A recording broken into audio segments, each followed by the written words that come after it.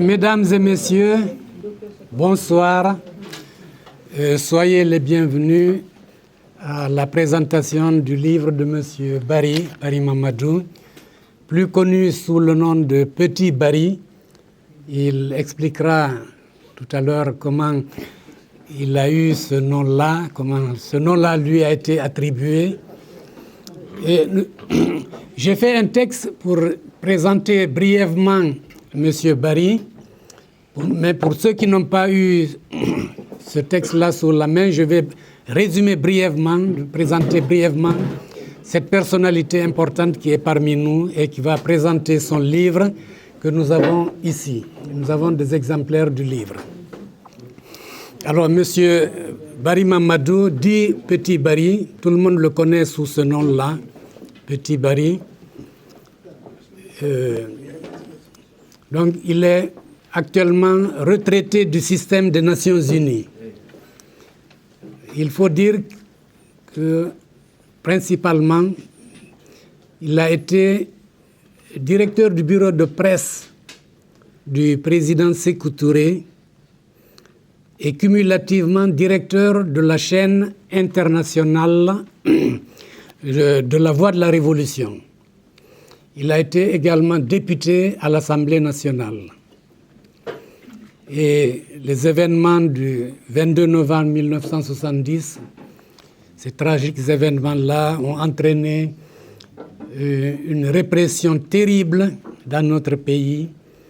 Et il en a été victime et a passé 7 années et demie de prison au camp Boiro. Donc il a fait d'abord, il est né à Labé, mais sa famille est originaire de Mamou. Il a fait donc ses études au lycée classique de Donka, Conakry. Lycée classique parce qu'à l'époque on faisait du grec et du latin. C'est pour ça que le collège technique classique de Conakry, donc latin et grec. Il a présenté le baccalauréat en 1955. Puis il est parti à Dakar où il a fait l'Institut des hautes études. Et là, il a fait la première année de l'université qu'on appelait à l'époque la propédeutique. Après cette année, il est parti à Toulouse, à l'université de Toulouse, à la faculté des lettres, puis à l'université de Grenoble. Et à l'époque, il a milité activement au sein de la FEANF, la Fédération des étudiants d'Afrique noire en France. Et c'est à ce titre qu'il a été élu vice-président de l'Union internationale des étudiants. Vous savez, à l'époque, donc, c'était l'époque de la guerre froide entre l'Est et l'Ouest, n'est-ce pas? Et à l'Est, donc, on avait organisé donc, un mouvement d'étudiants qu'on appelait l'Union internationale des étudiants sous l'égide de l'Union soviétique. Donc, il était vice-président de cette institution et il était à Prague de 1958 à 1960. Et entre-temps, en 1959, il a représenté l'Union internationale des étudiants au 10e anniversaire de la République populaire de Chine à Pékin, donc en 1959. Et il a eu l'insigne honneur d'être présenté au président Mao Zedong,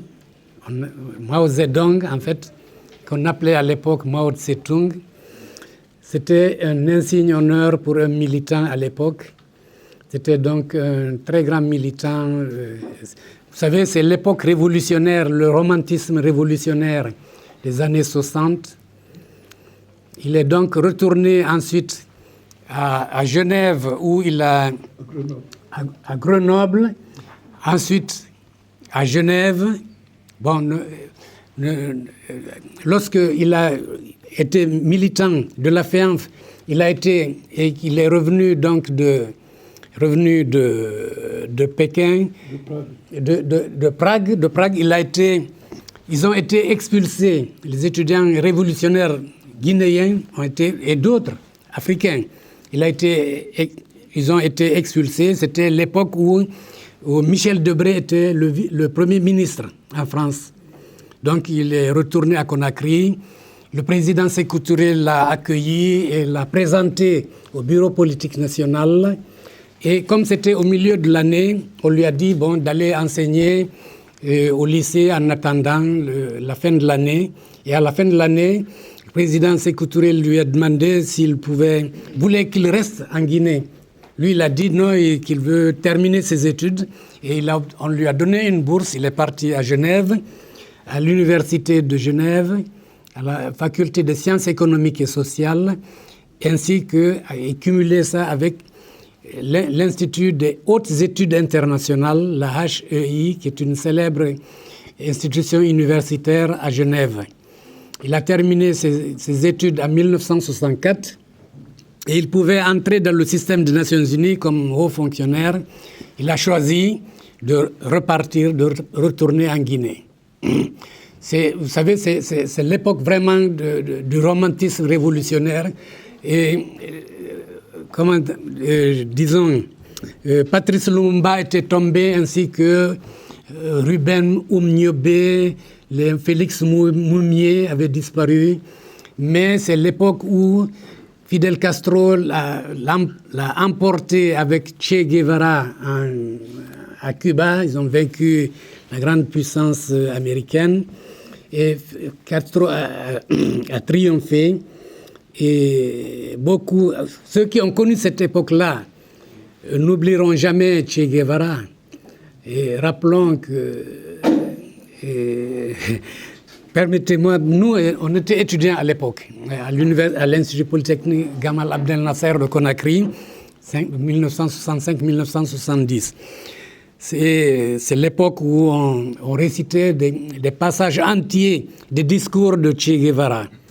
Et notamment ce passage, n'est-ce pas, qui est très célèbre, où il disait « Qu'importe où la mort me surprendra, pourvu que d'autres hommes se lèvent pour empoigner mes armes dans le crépitement des mitrailleuses, que d'autres hommes se lèvent pour entonner les chants funèbres, des nouveaux cris de guerre et de victoire, hasta la victoria siempre, jusqu'à la victoire toujours ».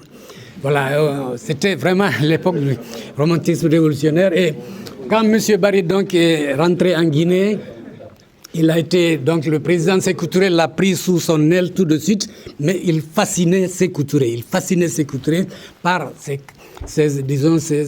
talents d'écrivain et de journaliste, parce qu'il a fait l'école de journalisme de Strasbourg. L'école de journalisme de Strasbourg, et il a eu comme maître Hubert Beuve-Méry, le fondateur du journal Le Monde, et il suivait le cours de formation, le cours d'éditorial. Et il faisait les éditoriaux donc, de La Voix de la Révolution qui nous enflammaient à l'époque. Et c'est ainsi donc Sékou Touré l'a nommé directeur du bureau de presse. D'abord, il a été au ministère des Affaires étrangères, chef de division à la direction de la coopération internationale. Ensuite, directeur du bureau de presse du président et directeur de la chaîne internationale de La Voix de la Révolution. Et ensuite, la Constitution permettait au chef de l'État, au président de la République, de nommer 15 hauts cadres comme député à l'Assemblée nationale. Et il faisait partie de ces 15 personnalités. Donc, directeur du bureau de presse du président, directeur de la chaîne internationale La Voix de la Révolution, député. Et arrivent les événements du 22 novembre 1970 qu'il va nous raconter et comment cela s'est fait. Vous savez que c'est le débarquement donc des Portugais qui sont venus pour libérer leurs prisonniers qui étaient détenus par le PAIGC d'Amilcar Cabral. Et des patriotes guinéens ont profité de cette expédition pour aller tenter de renverser le régime de Sékou Touré. Malheureusement, les Portugais, eux, ont réussi à libérer leurs prisonniers. Ils sont partis et ils ont abandonné nos compatriotes guinéens. Et Sékou Touré a profité de ça pour pour organiser une répression féroce. Et à titre d'exemple, parmi le gouvernement, 17 ministres sur 24 ont été arrêtés. 17 ministres sur 24. Ça a été toute l'élite intellectuelle, les hauts cadres, tous pratiquement, personne n'a échappé à cette purge effroyable. C'est alors donc des cadres comme M. Barry, comme Diallo Abdoulaye Portos et d'autres ont été arrêtés. Donc, lui, il va donc au Camp-Boiro. Et il y avait une annexe du Camp-Boiro parce qu'il y avait tellement de prisonniers que tout le monde ne pouvait pas tenir au Camp-Boiro. Et voilà que lui, donc, il a été détenu à Kindia, dans la prison civile de Kindia, avec beaucoup d'autres. Bien, je vais m'arrêter là. Nous allons lui passer la parole. Il a écrit donc, il a rédigé ses mémoires. Donc, il faut dire que quand il a quitté la prison, il a été libéré miraculeusement en 1978, le 22 novembre 1978, parce que le 22 novembre était devenu la fête nationale. Il a été libéré. C'est l'époque où on négociait aussi le voyage du président français Valéry Giscard d'Estaing à Conakry. Et à cette occasion, Sékou Touré a fait libérer donc, certains prisonniers, dont lui-même. Et donc, il a obtenu une bourse sanitaire en Hongrie, à Budapest, où il a passé 6 mois, donc il a pu se rétablir un peu. Et il a décidé de ne pas retourner en Guinée. Et il a été engagé dans le système des Nations Unies, d'abord au siège à Vienne. Ensuite, il ira au siège à New York. Et au total, il va passer 15 ans dans le système des Nations Unies.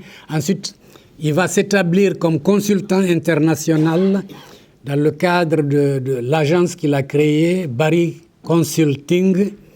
Et il va travailler pour le programme des Nations Unies pour le développement, le PNUD, les Nations Unies, l'Union européenne, dans une quinzaine de pays africains.